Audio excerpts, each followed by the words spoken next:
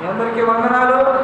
వాక్య భాగంలోనికి వెళదాం. చదవబడినటువంటి 138వ అధ్యాయంలోని మాట చూడండి.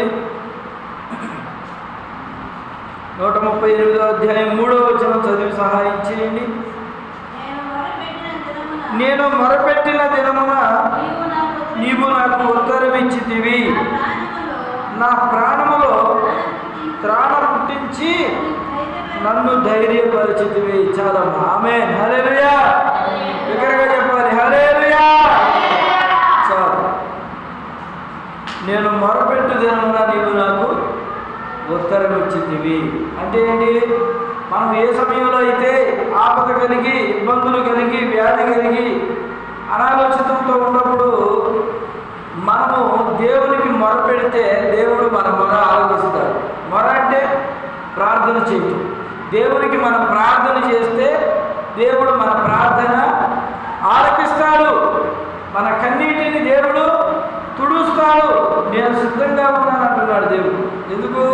నీ వ్యాధి బాధలను నీవు దేవునితో అడగగలిగితే నీకు నేను సహాయం చేస్తాను అంటున్నాడు. మీరు ఈ లోకంలో ఎప్పుడైనా తలనొప్పి వచ్చిందని, జ్వరం వచ్చిందని, లేకపోతే ఒళ్ళు నొప్పులు వచ్చినాయని, లేకపోతే మోషన్స్ అవుతున్నాయనో, లేకపోతే ఏదో ఒక జబ్బును బట్టి మెడికల్ షాప్కి వెళ్ళారా? మెడికల్ షాప్కి ఎప్పుడైనా వెళ్ళారా? అక్కడికి వెళ్ళి మనం పలానా జబ్బు అని చెప్తేనే కదా వాడు మందు ఇచ్చేది. నాలో ఏ లోపం ఉందో కనుక్కు నువ్వు మందు కొంటే ఇస్తాడా? ఎప్పుడు కదా. అలా కనుకన్నా అనుకో వాడు ఏమి ఇస్తాడు? పోయే మందు ఇస్తాడు. ఏది? రోగం పోయే మందు కాదు, మనం పోయే మందు ఇస్తాడు. అవునా? అంటే నీకు ఏది పోవాలో నాకు తెలియదు కాబట్టి నువ్వే పోతే పోతుగా అంటాడు కదా. కాబట్టి మనం మన జీవిత కాలంలో ఏ సమస్య వచ్చినా, ఏ ఇబ్బంది వచ్చినా ఆ ఇబ్బందిని బట్టి దేవుడి చెంతకి వెళ్ళి ప్రార్థన చేయాలి. యేసయ్యా నాకు పలానా అవసరం ఉందయ్యా, నీవే నాకు సహాయం చెయ్యి. యేసయ్యా ఇదిగో నా భర్త విషయంలో ఈ సహాయం చెయ్యి. యేసయ్యా నా భార్య విషయంలో ఈ సహాయం చెయ్యి. నా భార్య నన్ను అర్థం చేసుకునే జ్ఞానము దయచేయి. లేదా నా భర్త నన్ను అర్థం చేసుకునే జ్ఞానము దయచేయి. నా బిడ్డలు నన్ను అర్థం చేసుకునే జ్ఞానము దయచేయి. వివరంగా అడగాలి యేసయ్యని. అడిగామా ఎప్పుడైనా? యేసయ్యా నేను చదువుకుంటున్నాను, నా జ్ఞానం తక్కువగా ఉంది, మార్కులు తక్కువ అవుతున్నాయి, చదువుతున్నాను కానీ నాకు అర్థం కావట్లేదు, యేసయ్యా నీవే సహాయం చేయని అడిగారా? నేను ఈ పని చేస్తున్నాను, ఈ పని చేసేటప్పుడు నాకు జ్ఞానం తక్కువ అవుతుందయ్యా, అందరూ ఏంటి నువ్వు ఈ పని చేస్తున్నావు, ఎలా చేస్తున్నావు ఏంటి అని అంటున్నారయ్యా, నాకు జ్ఞానము దయచేయని అడిగారా? నేను అడిగాను. నేను అడుగుతానండి. నేను చేసేది కరెంటు పని కాబట్టి ప్రతి సమయంలో పనికి వెళ్ళేటప్పుడైనా, పనికాడైనా యేసయ్యా నేను వెళ్తే కనుక ఆ పనికాడ నాకు బాగా అర్థం అవడానికి సహాయం చేయి. వాళ్ళు చెప్పేది నాకు అర్థం కాదు అనవాళ్ళు ఆ పనిని అర్థం చేసుకుని ఆ పని మరి నైపుణ్యతగా ఎవరికి ఇబ్బంది లేకుండా పనిని సక్రమంగా చేసే జ్ఞానము దయచేయి ప్రభువా అని అడుగుతా యేసయ్యని. నేను అడుగుతానండి యేసయ్యని. జ్ఞానం అడగాలి. చిన్నపిల్లలు మనందరం కూడా దేవుని ముందు పిల్లలం అండి. దేవుని పిల్లలం మనం. దేవుని పిల్లలం కదా. మనం ఈ లోకంలోనే వయసును బట్టి నేను పెద్ద, నేను చిన్న అంటాను కానీ దేవుని ముందు అందరూ సమానమే. అందరూ దేవుని ముందు చిన్నపిల్లలతో సమానం అంటాడు. పెద్దవారికి కూడా దేవుడు చెబుతున్నాడు, ఈ చిన్నపిల్లల వలె, చిన్నపిల్లల స్వభావం పెరుగుతున్న వారికే పరలోకాన్ని అనుగ్రహిస్తాను అన్నాడు. ఎందుకని? చిన్నపిల్లలకి కోపం తెలియదు, ఆవేశం తెలియదు. ఎవరైనా ఏమైనా అన్నారనుకో ఆ క్షణంలో ఏడ్చి తర్వాత మర్చిపోయి మళ్ళా అన్నవారి దగ్గరికి వెళ్ళిపోతారు కదా. ఓ తండ్రి కొట్టాడు అనుకో, కొట్టిన తండ్రిని ఆ కొంచెంసేపు నేను నీ దగ్గరికి రాను వచ్చా అంటారు. తర్వాత తండ్రి దగ్గరికి వస్తారు, తల్లి దగ్గరికి వస్తారు కదా. ఎందుకంటే చిన్నపిల్లల స్వభావం అంటే దేవుడికి చాలా ఇష్టం. అలాంటి మనసు కలిగి మీరు ఉండండి. అలాంటి ఆలోచనతో మనం ఉండాలి. దేవుని సన్నిధికి వచ్చినటువంటి మనము చిన్నపిల్లల వరే ఉండాలంటే మొదట మనం చేయాల్సింది ఏంటంటే మన అపరాధములు, మన పాపములు, మన దోషములు దేవుని సన్నిధిలో ఒప్పుకోవాలి. దావీదు అంటున్నాడు కదా, నేను మొదలుపెట్టిన దినమున నీవు నాకు ఏమిచ్చావన్నాడు? జ్యోతి నిద్రపోతున్నా అని చెప్పాడా దేవుడు? నిద్రపోతున్నావు నువ్వు. నేను మొదలుపెట్టి దినమున నీవు నాకు ఉత్తరం ఇచ్చితివి. ఉత్తరం ఇచ్చాడంటున్నాడు. అంటే దావీదు గారు ప్రార్థించినప్పుడు దేవుడు ఉత్తరం ఇచ్చాడు. రాజులైనా, యాజకులైనా, గొప్పవారైనా, దీనులైనా, దరిద్రులైనా, ధనాన్ని బట్టు, ఏ కులాన్ని బట్టు గొప్పతనం కాదు, కానీ దేవుని ముందు అందరూ సమానమే. ఉద్యోగస్తుల, కూలి పనికి వెళ్ళేవాళ్ళ, పొలం పని చేసేవాళ్ళని దేవుడి దృష్టిలో అదేమీ ఉండదండి. అది మన జీవితాన్ని బట్టి, మనకు ఉన్నటువంటి జ్ఞానాన్ని బట్టి మనం చేసే పనులే తప్పితే దేవుడి దృష్టిలో మనుషులందరూ సమానమే. హల్లెలూయా. చిన్నవాళ్ళైనా పెద్దవాళ్ళైనా ఏ ఒక్కరైనా సరే దేవుణ్ణి యేసయ్యా నాకు సహాయం చేయని అడిగితే దేవుడు ఏదో ఒక సమయంలో దేవుడు నీకు సహాయం చేస్తాడు. అంతేకాదు మన ప్రాణంలో త్రాణం పుట్టించేటువంటి వాడంటండి. మన ప్రాణం ఒకప్పుడు ప్రార్థించి నిస్సహాయ స్థితిలోకి వెళ్ళిపోతుంటుంది. నేను ఎంత ప్రార్థన చేస్తున్నా దేవుడు ఆలకించట్లేదే, నా బిడ్డల గురించి ప్రార్థిస్తున్నాను దేవుడు ఆలకించట్లేదు, నా కుటుంబం గురించి ప్రార్థిస్తున్నాను దేవుడు ఆలకించట్లేదు అనిపిస్తుంటుంది కదా. ఆ సమయంలో దేవుడు తగిన సమయంలో నీకు ఇవ్వడానికి వెయిట్ చేస్తూ ఉంటాడు. నీ హృదయంలో ఒక త్రాణం పుట్టించాలని ఆలోచిస్తూ ఉంటాడు. త్రాణం అంటే ఏంటో తెలుసా? గుండె నిబ్బరం, గుండె ధైర్యం. అడుగు వాటికంటే, ఊహించు వాటికంటే అత్యధికమైనటువంటి మేలులతో దేవుడు నిన్ను ఆశీర్వదించాలని చూస్తుంటే నువ్వు ప్రార్థన కొంతవరకు చేసి ఏమి నా ప్రార్థన దేవుడు ఆలకించట్లేదు, నా ప్రార్థన దేవుడు ఆలకించట్లేదు అనుకుంటున్నావు. దేవుడు ఏమంటున్నాడంటే నీ హృదయంలో త్రాణం పుట్టిస్తానంటున్నాడు. నన్ను ధైర్యపరిచితివి ఏమన్నాడు? త్రాణం పుట్టించి నన్ను ధైర్యపరిచితివి. ఎలా ధైర్యపరిచాడంట? దేవుని వాక్యము చేత ధైర్యం పుట్టించాడు.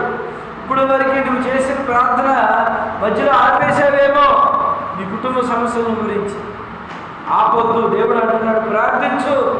నీకు గుండె నిబ్బరాన్ని దేవుడు దయచేస్తున్నాడు. ఏదో ఒక సమయంలో నువ్వు చేసేటువంటి ప్రార్థన యొక్క ఫలితం నీవు పొందుకోగలవు.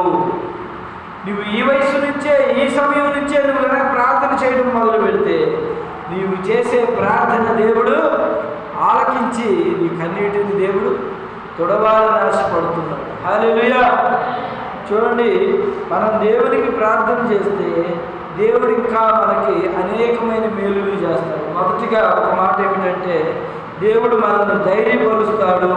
ఏంటి ఆ మాట? ప్రార్థన చేస్తే ఏం చేస్తాడంటే దేవుడు ధైర్యపరుస్తాడు. క్షేమం ఏం చేస్తాడు? దేవుడు మనల్ని ధైర్యపరుస్తాడు. రెండవ మాట ఏమిటో చూద్దాం ఒకసారి. 2 తిమోతికి రాసినటువంటి పత్రిక 3వ అధ్యాయం 16వ వచనం. తిమోతికి రాసినటువంటి పత్రిక 2వ పత్రిక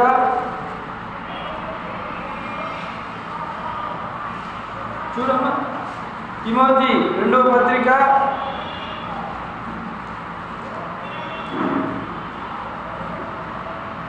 3వ అధ్యాయం 16వ వచనం.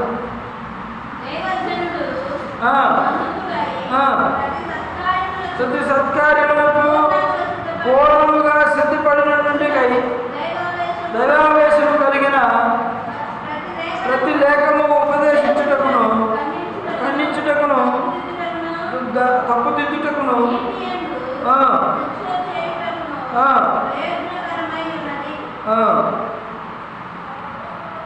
అంతేనా? ఇక్కడ మనం ఎలా ఉండాలంటే దేవుని సన్నిధిలో సిద్ధపరచబడినట్లుగా ఉండాలి. సన్నద్ధుడై దేవుడు వాక్యము దైవ సేవకుని చేత మాట్లాడుతున్నప్పుడు ఆ మాటల కొరకు మీరు ఎలా ఉండాలంటే సంసిద్ధంగా ఉండాలి. సంసిద్ధంగా ఉండాలంటే మనం దైవావేశం వల్ల కలుగుతున్నటువంటి మాటలు మీ హృదయాల్లో కలుగుతున్నప్పుడు మీరు సన్నద్ధులై ఉండాలి. ఒక యుద్ధానికి వెళ్ళాలి. ఆ యుద్ధానికి వెళ్ళేటప్పుడు ఆ సైనికులందరికీ కూడా ఒక సైనికాధికారి ఉంటాడు. ఆ సైనికాధికారి ఎలా చెప్తే ఆ సైనికులందరూ అలా చేయాలి. లేదు నేను ఇటు వెళ్తానని చెప్పి ఒక 10 మంది ఇటు, ఒక 5గురు అటు, ఒక 3 ఇటు వెళ్ళారనుకో, విడివిడిగా చూసి శత్రువులు ఏం చేస్తారంటే వాళ్ళందరినీ కూడా సంహరించేస్తారు. కాబట్టి సంఘంలో ఉన్న వారు కూడా దైవ సేవకుడు చెప్తున్నప్పుడు ఆ మాటకు లోబడి సంసిద్ధంగా ఉండాలి. దైవ సేవకుడు ప్రార్థన చేయాలమ్మా, మనందరం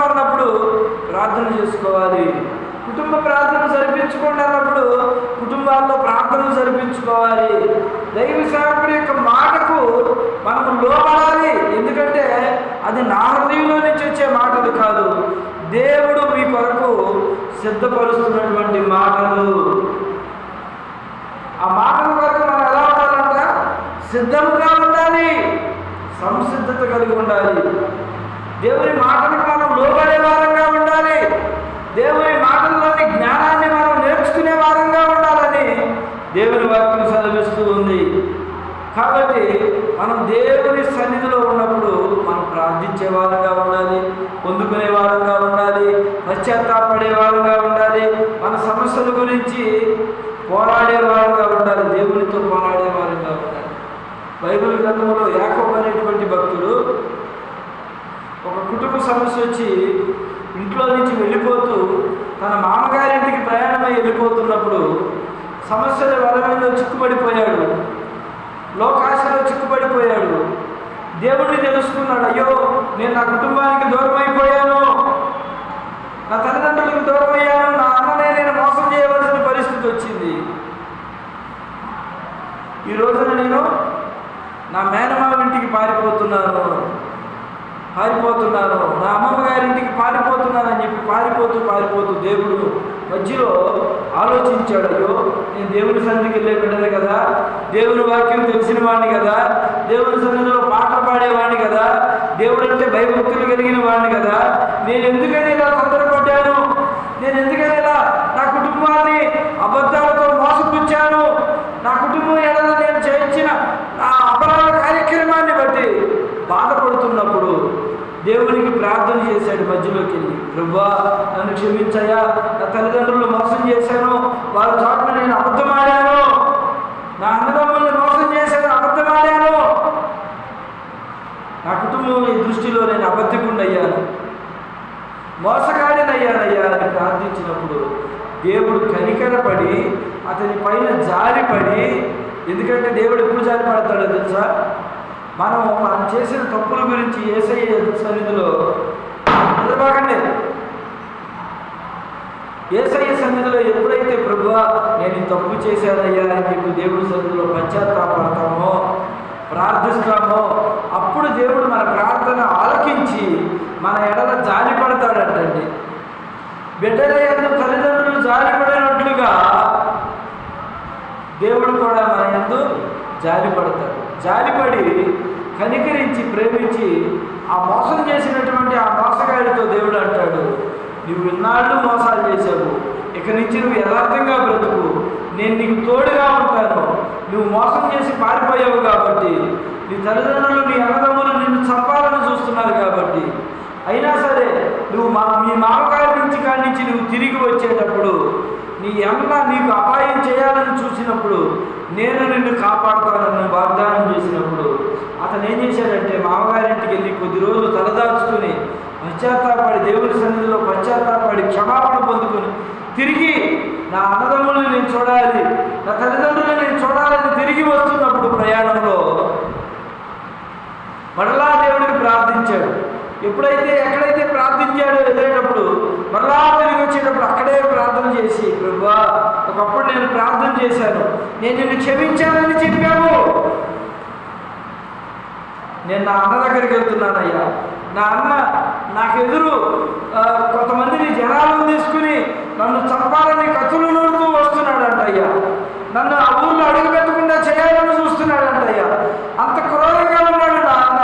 ఎందుకంటే నేను ఒకప్పుడు నా అన్నను నేను మోసం చేశాను, నా తల్లిదండ్రులు నేను మోసం చేశాను, నా గ్రామాన్ని నేను మోసం చేశాను కాబట్టి ఈ రోజున వాళ్ళ కోపంలో అర్థం ఉంది, కానీ నీవే నా అన్నను దయ చూపించు ప్రభువా అని అడిగినప్పుడు, ఏ పర్లేదు నువ్వు వెళ్ళు, నేను నీ అందరూ కనికరపడేలాగా చేస్తానని చెప్పినప్పుడు ఇతను ఆ సొంత ఊరు వెళ్తూ తల్లిదండ్రులు చూద్దామని వెళ్తూ అన్నదమ్ములు చూద్దామని వెళ్తున్నప్పుడు వాళ్ళ అన్న కత్తులు కటారులతో వస్తున్నప్పుడు దేవుడికి మళ్ళా ప్రార్థించాడు, ఏంది ప్రభువా వాళ్ళ దగ్గరలోకి వచ్చేసారు కత్తులు తీసుకుని, నన్ను చంపేస్తావా ఏంటి ప్రభు అంటే, నీకేం పర్వాలేదు, నువ్వు ఎదురెళ్ళు, నీ తల్లిదండ్రులు నువ్వు చూస్తావు, నీ అన్నదమ్ములు నువ్వు కలుస్తావు, నువ్వు నాకు ప్రార్థన చేశావు కాబట్టి నీ యందు నేను కనికరపడ్డాను, నిన్ను క్షమించాను నేను మనుషులదేమో నువ్వు వెళ్ళు, ఎదురు వెళ్ళు అని చెప్పినప్పుడు ఆ ఊరి దగ్గరికి వెళ్ళిపోయాడు యాకోబు. ఊరి దగ్గరికి వెళ్ళాడు. వాళ్ళన్న ఎదురుపడ్డాడు. అంత దూరంలో చూశాడు, ఆవిడ దూరంలో చూశాడు.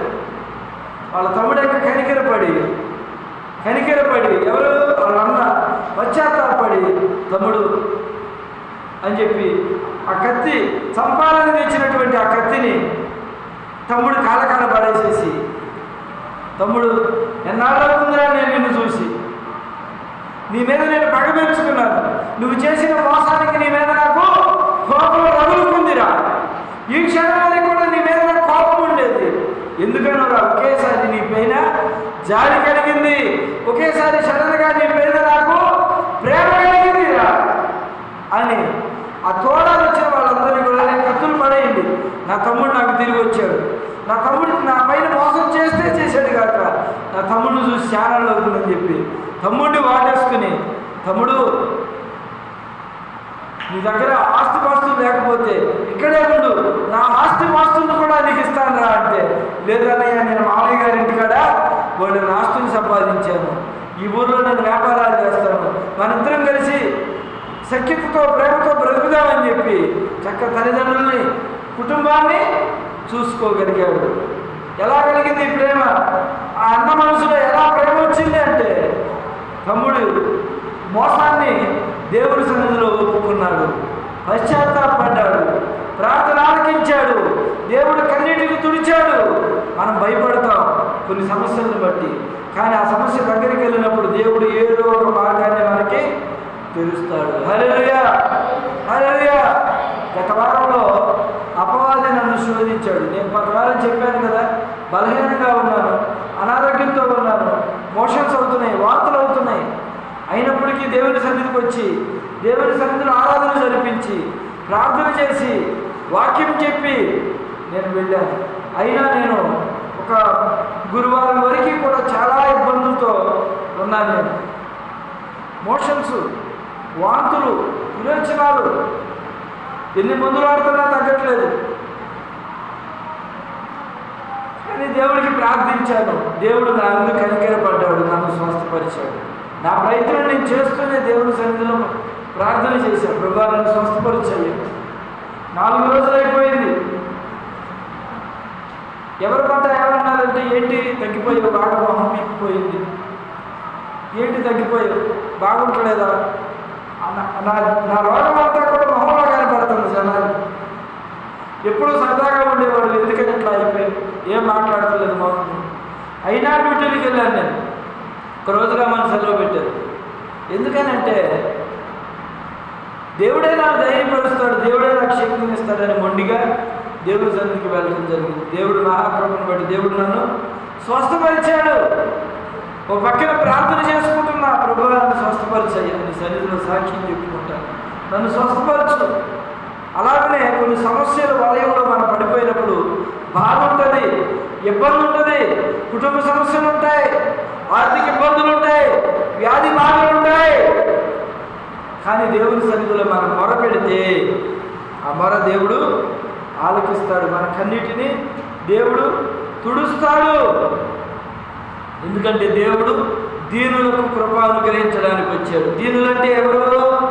నువ్వు ఏ గొప్ప కులమైనా సరే, నువ్వు ఎంత కోట్ల ఆస్తున్నా సరే, దేవుని సన్నిధికి వచ్చేసి, అయ్యా నేను పనికిరాని వాడనయ్యా, నీ సన్నిధిలో ఎందుకు పనికిరాని వాడయ్యా, నేను దీనుడునయ్యా, దరిద్రుడునయ్యా, అన్నీ ఉన్నా ఏమీ లేని దరిద్రుడునయ్యా నీ సన్నిధిలో అని కనుక దేవుని సన్నిధిలో మనం తగ్గించుకుంటే దేవుడు మనల్ని హెచ్చిస్తాడు.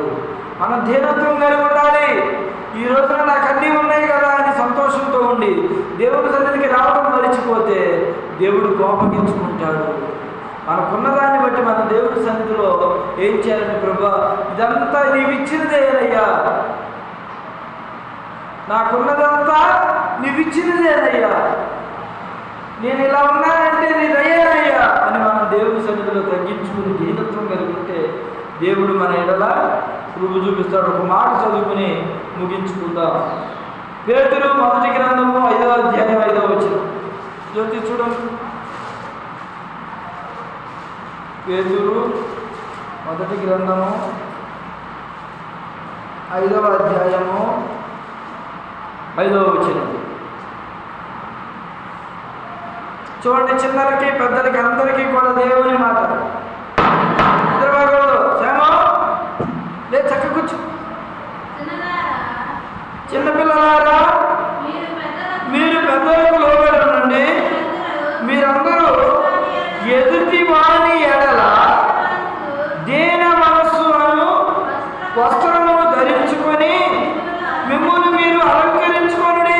చాలా నల్ల చదువుతుంది కదా. చూడండి, చిన్నపిల్లలు కావచ్చు, పెద్దవారు కావచ్చు, నేను వాక్యం మొదట్లోనే చెప్పాను, దేవుని సన్నిధిలో మనందరము పిల్లలమే. దేవుని మంది మనందరం పిల్లలమేనండి, చిన్నపిల్లలమే మనందరం దేవుని మంది. అర్థమవుతుందా? నాకు 35 ఏళ్ళు వచ్చినాయి కాబట్టి, 36 ఏళ్ళు వచ్చినాయి కాబట్టి నేను పెద్దోడిని అయిపోయాను అనుకుంటే కుదరదు.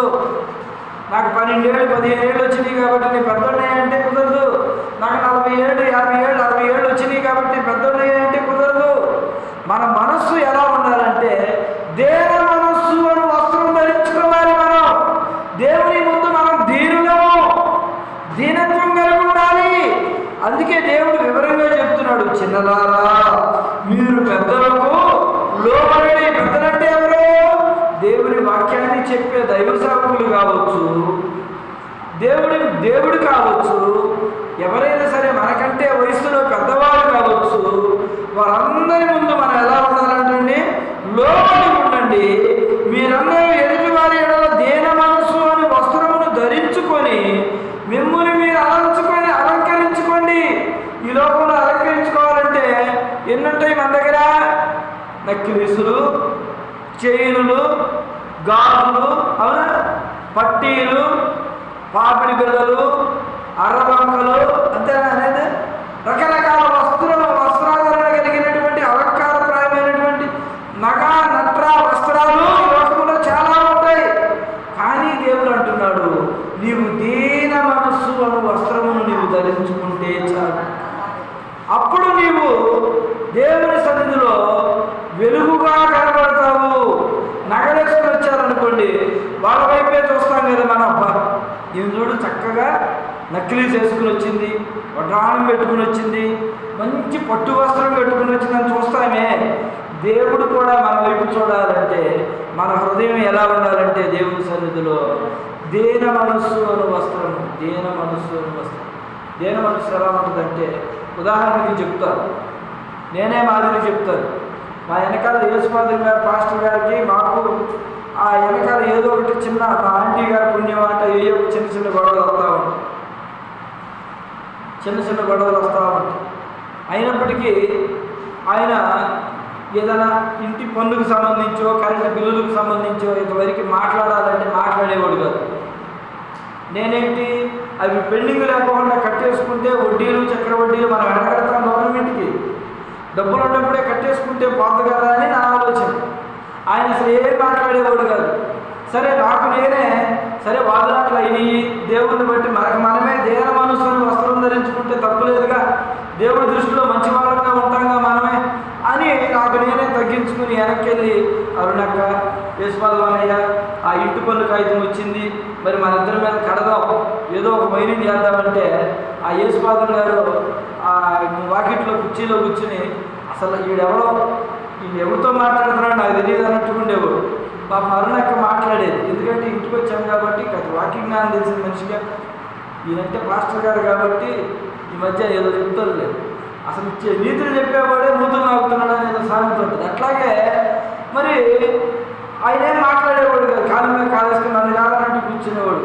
దేనింది ఇంటి పని ముందు అవచేసుకుంటే పోతుంది కదా అని చెప్పి వెళ్ళి మా అరుణక్కతో వెళ్ళి, అక్క మరి కట్టుకుంటే పోతుంది కదా అనుకుంటే, సరేనయ్యా కడతాము, మరి పలానా రోజులు కడదామని అనేవాడు.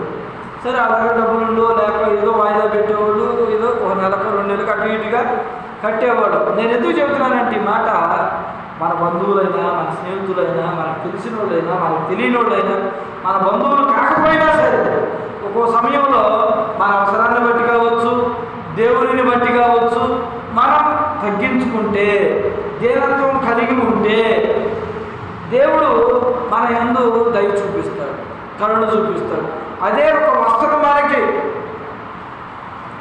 అర్థమవుతుందా? మనం తగ్గించుకుంటే దేవుడు మనల్ని హెచ్చిస్తాడు. కాబట్టి మరి ఆ ఇంటి పనులు మాకేమయ్యేదంటే 4,000 5,000 ఎక్స్ట్రా కట్టాల్సి వచ్చేది. చాలా ఇబ్బంది పడేవాళ్ళం. ఇలా ఎన్ని సంవత్సరాలు కట్టుకెళ్తాం? అప్పుడు ఎట్లా చేద్దామని ఆలోచించి మరి పంచాయతీ కాడికి వెళ్తే వాళ్ళు అన్నారు, అయ్యా ఈ ఇంటిని మీ పేరు మీదకి పన్ను మార్చుకోవచ్చు, ఆ కాగితాలు రాయకపోయినా ఇంటి పన్ను వరకు మీ పేరు మీదకి మార్చుకోవచ్చు అయ్యా అని చెప్పినప్పుడు మరి దానికి ఎంత అవుతుందని అంటే అమౌంట్ అయితే చాలా అయ్యింది. దగ్గర రిజిస్ట్రేషన్ చేయించుకోవచ్చు. కానీ మా ఆంటీ గారికి రిజిస్ట్రేషన్ చేయాలంటే ధైర్యం రాదు. ఎందుకంటే ఆ ఉన్ననాడు ఉండాలి కదా, ఆ భయం ఆగుంటుంది. సరే మనం ఆమెను అర్థం చేసుకుని సరే ముందు కనీసం 1,000 ఇంటి పన్ను మనవాడ కట్టేది, ఆంటీ ఏమో కట్టలేదు, నేను కట్టలేనని చెప్పింది. సరే ఇంటి పన్ను అన్నా మేము పట్టుకోవాలంటే ముందు ఇంటి పన్ను కన్నా సంతకం పెట్టండి అని చెప్పి ఇంటి పన్ను వరకే మా పేరు మీదకి మార్చుకుని ఇవాళ ఆ ఇంటి పన్ను మేము 4,000 5,000 కట్టే పన్నుని 2,500 3,000 సింపుల్గా 1,000 2,000 మాకు తగ్గింది. ఎందుకు? మాకు మేము తగ్గించుకుని అమ్మ బాబాని బతుకులాడుకుని ఏదో తిప్పలు పడి కొంచెం ఇంటి పన్నులు లైన్లో పెట్టుకుంటాం. మరి ఆ సమయంలో డబ్బులు చాలకపోతే ఆ అన్యమనిషిని కూడా అడిగాము, అది కావాలండి అంటే పాపం సాయం చేసి. కాబట్టి ఇట్లాగా ఎందుకంటే మనం తగ్గించుకున్న వాళ్ళ దేవుడు మనందరూ చూసి కనికరపడి ఏదో ఆ అధికారులతో బుద్ధి పుట్టించి అయ్యా మీ ఇంటి పన్ను మీ పేరు మీదకి వచ్చినట్టు చేస్తాము, మరి పొలం కట్టాల్సి వస్తుందంటే మరి ఏం చేస్తే ఈ రోజుల్లో తప్పదు కాబట్టి చేసి దేవుడు కొన్ని రోజున శంషరిగా అంటారు కదా ఈ లోకంలో, శంషరిగా మరి నా పేరు జ్యోతి పేరు మీద ఇంటి పన్ను కాగితం వచ్చింది. ఇవాళ మేము శంషరిగా ఇంటి పన్ను కట్టుకోవచ్చు, ధైర్యంగా కట్టుకోవచ్చు. అర్థమవుతుందో? 1000 రూపాయలు తగ్గించి దేవుడు చూడండి మాకు ఎంత సాయం చేసేది. ఇంతకుముందు మేము వెళ్ళి బతిలాడాల్సి వచ్చేది. ఒకప్పుడు మేము తగ్గించుకున్నామేమో మేము వాళ్ళ దేవుడు ఘనంగా ఆ ఇంటిని మా పేరు మీదకి ఇంటి పన్ను మార్చుకునేటట్లుగా సహాయం చేశాడు. దేవుడు గొప్ప దేవుడు అండి. అంతే. ఎందుకు చెప్తున్నానండి ఈ మాట? మనము ఒకప్పుడు మన కుటుంబ సభ్యుల ముందే మనం తగ్గడం వల్ల తప్పు లేదు. మన బిడ్డల ముందు తగ్గొచ్చు, దేవత్వం తగ్గచ్చు, మన భర్త ముందు తగ్గొచ్చు, మన భార్య ముందు తగ్గొచ్చు. ఏది నా మీద ఆయన్ని పై చేయేది అని అనుకోకూడదు. ఏది నా మీద నా భార్యని పై చేయేది అని అనుకోకూడదు. ఒక్కొక్క సమయంలో మనం తగ్గాలి. తల్లిదండ్రులకి లోబడాలి, బంధువులకి లోబడాలి, అన్నదమ్ములకి లోబడాలి. చిన్నపిల్లలారా పెద్దలకు లోబడి ఉండి చదివాం కదా అప్పుడు.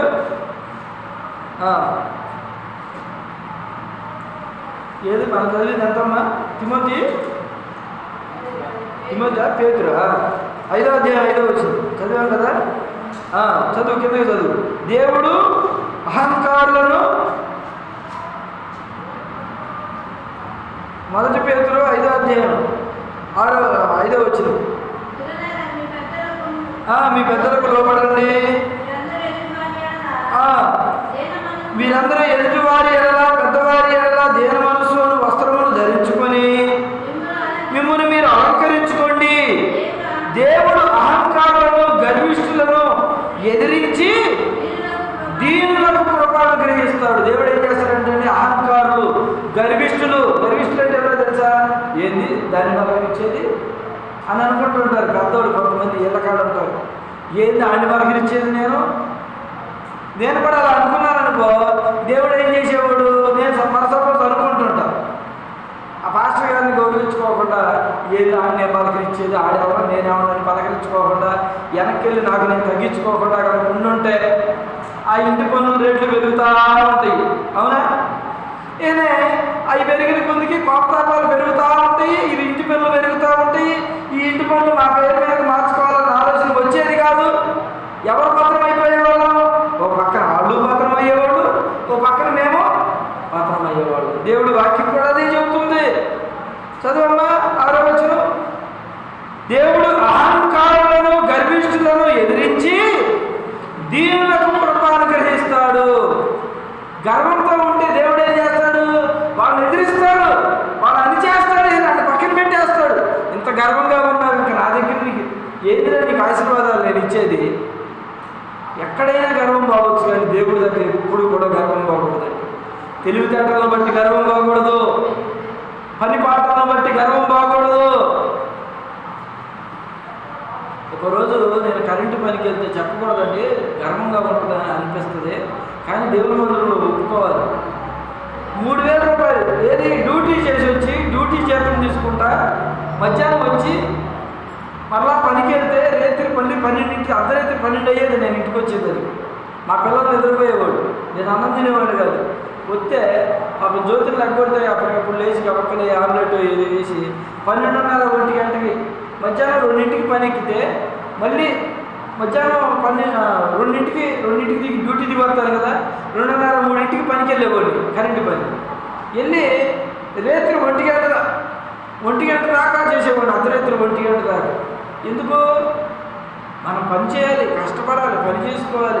నేను దేవుడు పెట్టిన కాబట్టి కూర్చుంటే కానుకలు వస్తాయిలే, ఆశీర్వాదాలు దేవుడు కూడా, మనం ప్రార్థన చేస్తే దేవుడు కూడా అని అనుకోవచ్చు. కానీ దేవుడు నాకు ఇచ్చిన ఆలోచన ఏంటంటే, నువ్వు కష్టపడు, ఆశీర్వదిస్తా, నీ కష్టార్జితాన్ని ఆశీర్వదిస్తా.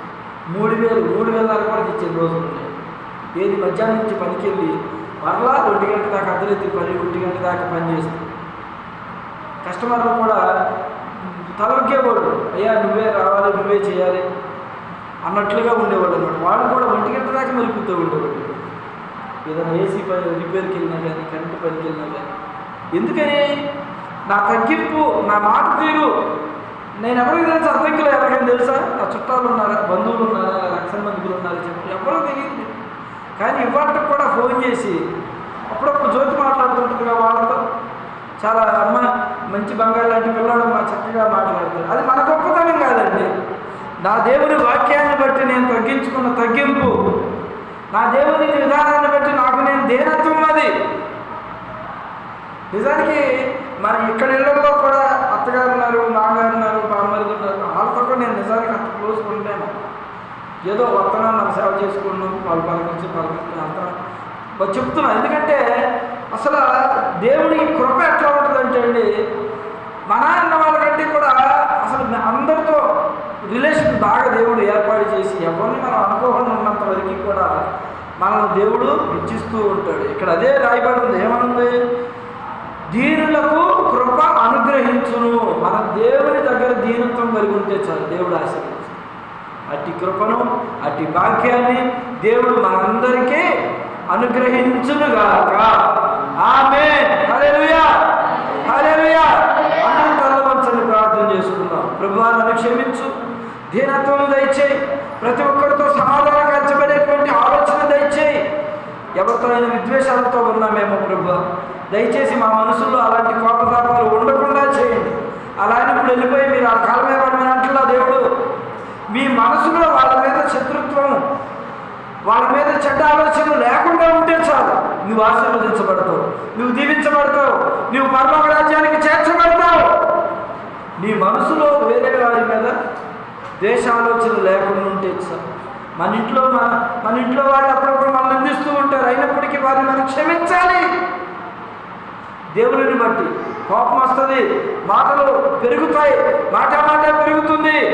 అయినప్పటికీ మన మనసులో వాడు శత్రువురా, ఈమె నా శత్రువురా, వీడు నా శత్రువురా, వీడంటే నాకు పడదురా అని ఎప్పుడు అనుకోకూడదు. దేవుడు చెప్తున్నాడు కదా, దుష్టుడికి దూరంగా ఉండు. నీకు అలాంటి వారితో ఇబ్బందులు ఉన్నాయి అనుకున్నప్పుడు వాడిని శత్రువుగా పరిగణించబాక, అయినా కానీ వాడితో మాటలు తగ్గించు, వాడితో నువ్వు దూరంగా ఉండు. దేవుడు ఎందుకని ఈ మాటలు నీతో పలికిస్తున్నాడో నాకు తెలియదు, కానీ ఈ మాటల వల్ల నువ్వు జ్ఞానం నేర్చుకోవాలని కోరుకుంటున్నాడు.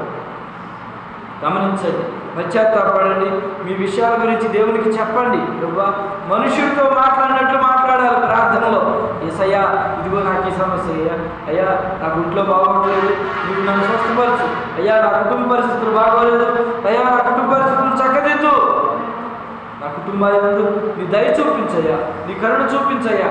నా బిడ్డలు నా మాట వింటలేదు, నా బిడ్డల యందు నీ కరుణ చూపించు. నీ కన్ను దృష్టి నా బిడ్డల ఎడల ఉంచు. ఏనాటికైనా నా బిడ్డలు మార్చబడాలి, నా భర్త మార్చబడాలి, నా కుటుంబం మార్చబడాలి, నా భర్త మార్చబడాలి, నా తల్లిదండ్రులు మార్చబడాలి. ఈ రోజున దేవుని వాక్యం వింటున్నాం, బోధిస్తున్నాం. వాక్యానికి అయినటువంటి జీవితం అనేక మంది జీవించలేకపోతున్నారు. ఎందుకని? దేవుని సన్నిధిలో తగ్గించుకోవడం లేదు. చెప్పడం వరకే, మాటల వరకే, నీతుల వరకే చెప్తున్నారు తప్పితే కాబట్టి దేవుడు చూస్తున్నాడు. ఆలకించండి, తగ్గించుకోండి, దీన మనస్సు అని వస్త్రాన్ని ధరించుకోండి, చిన్నలాగా పెద్దలాగా మీరు లోబడండి అని దేవుని వాక్యం సెలవిస్తుంది. కాబట్టి లోబడండి, దేవునికి లోబడండి, ఈ ఇంట్లో వారికి లోబడు, నీ కుటుంబస్తులకు లోబడు. నీ కుటుంబస్తులకు లోబడితే నీకు ఆశీర్వాదం. ఎలాగో తెలుసా? ఎవడెవడో దగ్గరికి వెళ్ళి అయ్యా బాబు అని మనం దండాలు పెడతాం, కానీ ఇంట్లో వాళ్ళు ఏదైనా మాట అన్నప్పుడు వాళ్ళకి మనం తగ్గించుకోవడం వలన ఆ కుటుంబం 3 పువ్వులు 6 కాయలుగా వర్ధిల్లుతుంది, ఫలింపు, ఆశీర్వాదం. కాబట్టి సమాధానకరమైనటువంటి మనస్సుతో దేవుడి సన్నిధికి వద్దాం, దేవుడిని అడుగుదాం, పొందుకుందాం. అట్టి కృపను దేవుడు మనందరికీ అనుగ్రహించునుగాక. ఆమేన్, ఆమేన్.